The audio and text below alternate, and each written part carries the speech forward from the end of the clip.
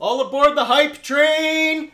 All aboard the Ikoria hype train! Woo woo! Hey, what's up, guys? Welcome back to Hotfire MTG. If you're new to the channel, if you haven't seen any of our videos before, if you could do us a favor and hit that subscribe button. This may be the first video of ours that you've seen, but if you enjoy it, please hit subscribe. It's the best way to support our channel. We have a giveaway planned. We are small and growing. We have a giveaway planned for when we hit 100 subscribers. We're currently at 95. When we hit 100, we're going to do a giveaway open only to subscribers. So if you enjoy our videos, do us a favor, hit that subscribe button. It's the best way to support us. Now, let's get into Ikoria. So if you tuned in this morning to the big unveil on Twitch, you would have seen the trailer. The trailer's pretty good. If you haven't checked it out, go watch it after you watch this video, of course. Not as good as the War of the Spark trailer, but it's worth watching, so go check it out. If you do watch it, you will see the video features Vivian. Vivian is on Ikoria, and Vivian is one of the first cards that was revealed this morning. So Vivian is a 5-mana Planeswalker, 3 and 2 green, Vivian Monsters Advocate. So Vivian has two static abilities. The first is you may look at the top card of your library anytime. Okay.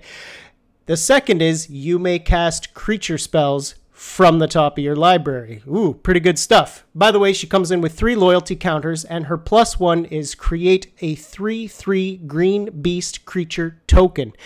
Put your choice of a vigilance counter, reach counter, or a trample counter on it. That's right, we have counters for evasion abilities now. Pretty cool.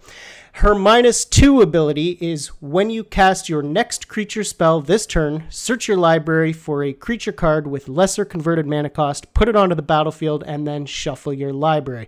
What do you think about this card? She seems pretty powerful. At least she's not a 3-drop Planeswalker, a 5-drop, but seems like a very, very powerful Planeswalker. And also available in an alternate art version, which was also revealed this morning. I absolutely love this art. Check it out. How gorgeous is that? Absolutely love it. Speaking of Planeswalkers, we had another Planeswalker revealed this morning. A new Planeswalker who is on Ikoria named Luca. Luca the Coppercoat Outcast. Also a 5-drop Planeswalker, 3 and 2 red, comes into the battlefield with 5 loyalty counters, and his +1 ability is exile the top 3 cards of your library. Creature cards exiled this way gain you may cast this card from exile as long as you control a Luca Planeswalker. Okay. -2 ability is exile target creature you control, then reveal cards from the top of your library until you reveal a creature card with higher converted mana cost. Put that card onto the battlefield and the rest on the bottom of your library in a random order. And his ultimate -7 is each creature you control deals damage equal to its power to each opponent. Pretty powerful stuff. A 5-drop and also available in an alternate art version. Check out this art. I absolutely love the style of these 2 alternate art Planeswalkers. Absolutely gorgeous. I want. Now, speaking of, moving on to the rest of the set. So you know this set, the theme is monsters. So one of the first monsters that was revealed this morning is the Luminous Brood Moth. So this is 2 and 2 white, a 4-drop, 3/4 flyer. And whenever a creature you control without flying dies, return it to the battlefield under its owner's control with a flying counter on it. That's pretty crazy. You could do some pretty crazy shenanigans with that. Now, this card you see is in an extended art, is the extended art version. It is also, however, available in, so that is the showcase version actually, extended showcase version.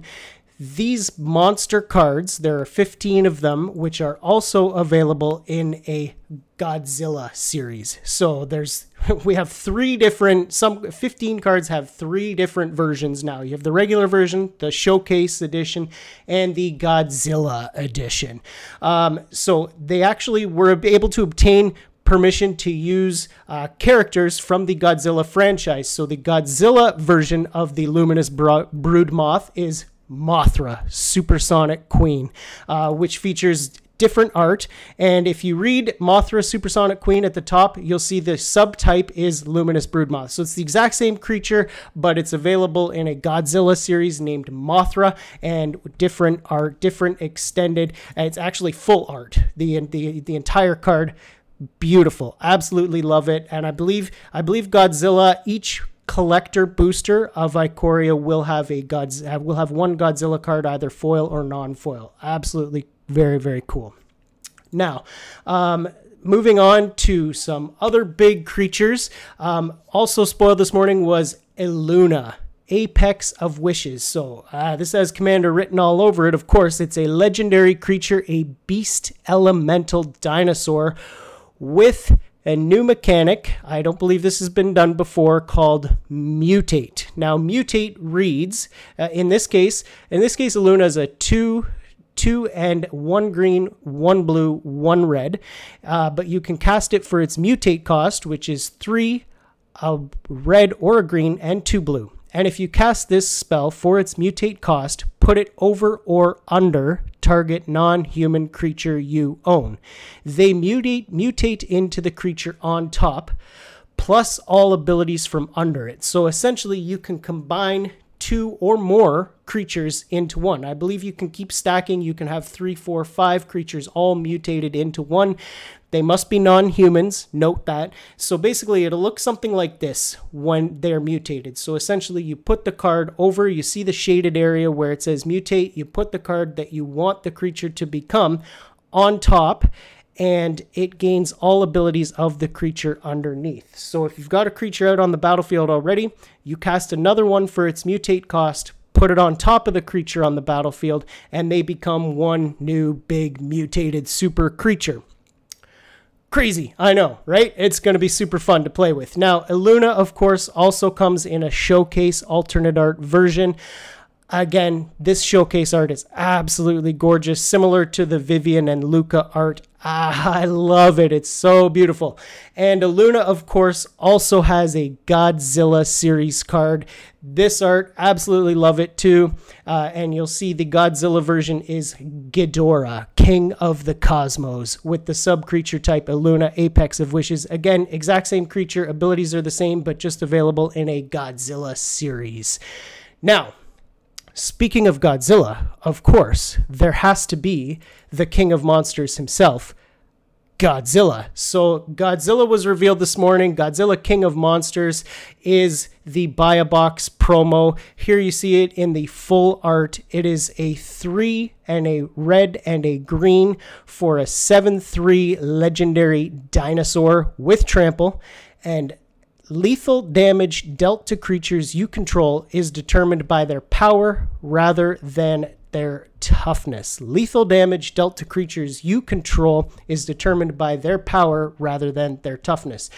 Crazy card. This is the buy a box promo. So if you buy a box from your local game store, prior to or at release, you will receive one of these as long as they remain in stock. Now, the boxes, the booster boxes themselves, will also have a box topper inside, similar to Ultimate Masters. First time they've done that since Ultimate Masters. And the box topper will have one random Godzilla card inside. So if you buy a box at release, you can receive the Godzilla buy a box promo, and inside you'll get another Godzilla series monster.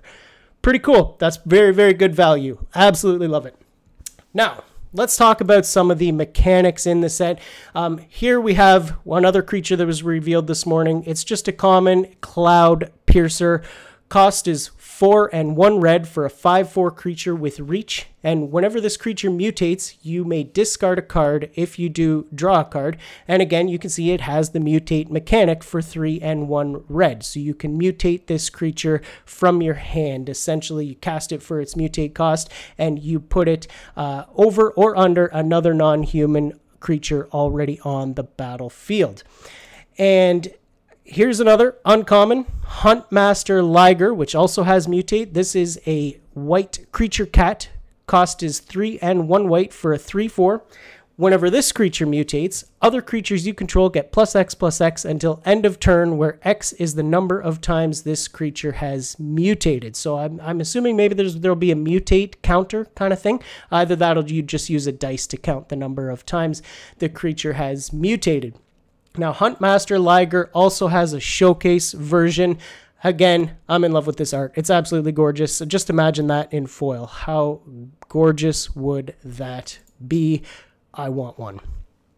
Now, the next mechanic in this set is companion. So here we have Karuga, the macro sage, 3 and either 2 blue or 2 green, or 1 green, 1 blue, for a legendary dinosaur hippo, a dino hippo.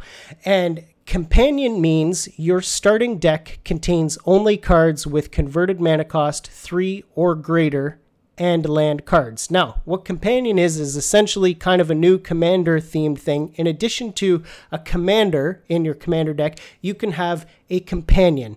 Now, your companion starts in your sideboard, not in your command zone, and it does not count towards your main deck. So it doesn't count towards one of the 100 cards in your main deck. It must be revealed as your companion at the start of the game, and you can cast it from your sideboard, similar to how you can cast your commander from the command zone. Now, it can also be just a normal card in any standard Pioneer deck. It doesn't need to be a companion, but it can be. So if it's not a companion, Karuga is just a 5/4 that when it enters the battlefield, you draw a card for each other permanent you control with converted mana cost 3 or greater. Not bad. That's pretty good card. In a Simic deck, big stompy creatures, you could get some good value out of that. Now, keeping with the companion theme, also spoiled this morning was a card called Liu Tree, the Spell Chaser. So Liu Tree is 1 and 1 blue and 2 blue, or 2 red, or 1 blue and 1 red, for a 3/2 legendary creature, an elemental otter. Yes, an elemental otter.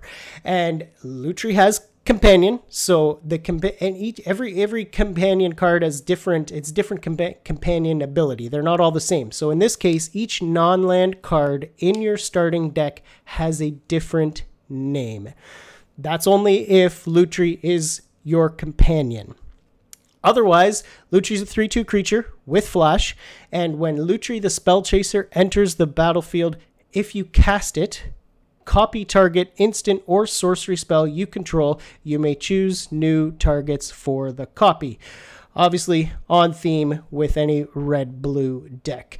Liu Tree does also have a showcase version, just the extended art showcase version.